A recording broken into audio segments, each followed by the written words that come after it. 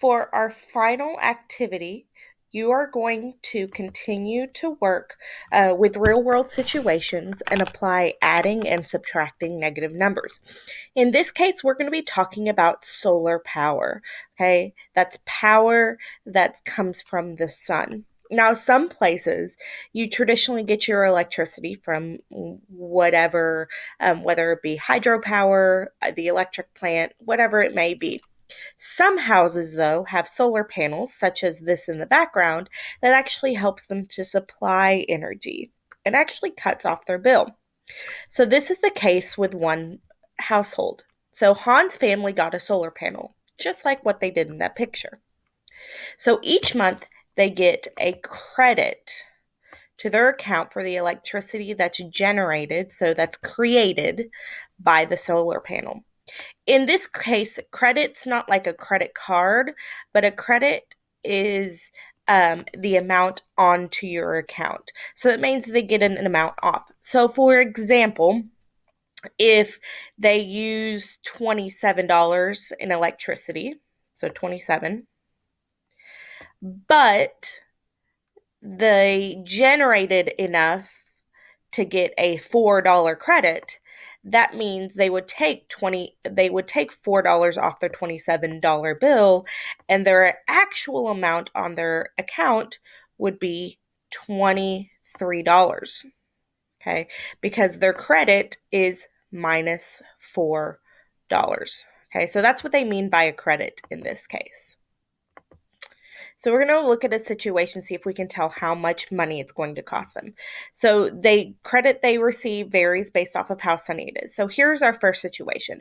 So in July, they were traveling away from home and they only used this much of electricity. Okay, so that's how much they used.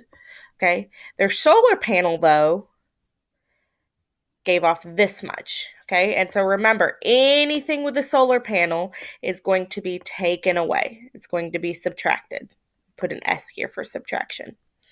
Okay, so this is their credit of $22.75.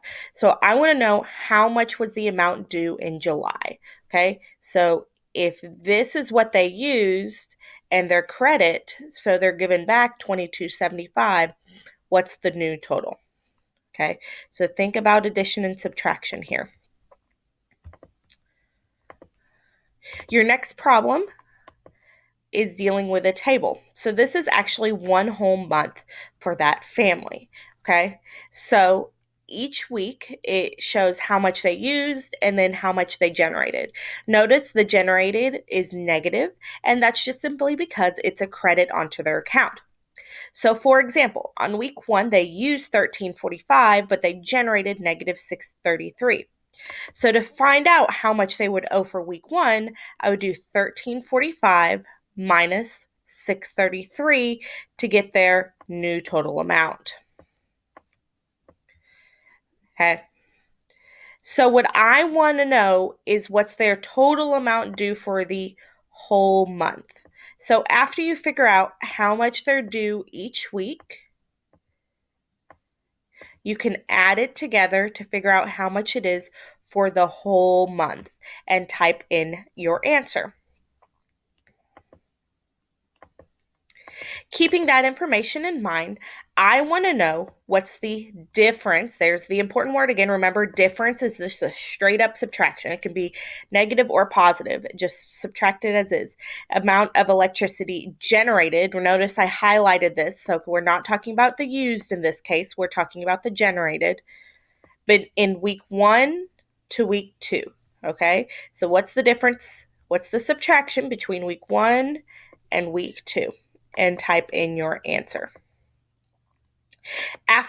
After you are finished with solving these problems, I would like for you to check your work on the next pages.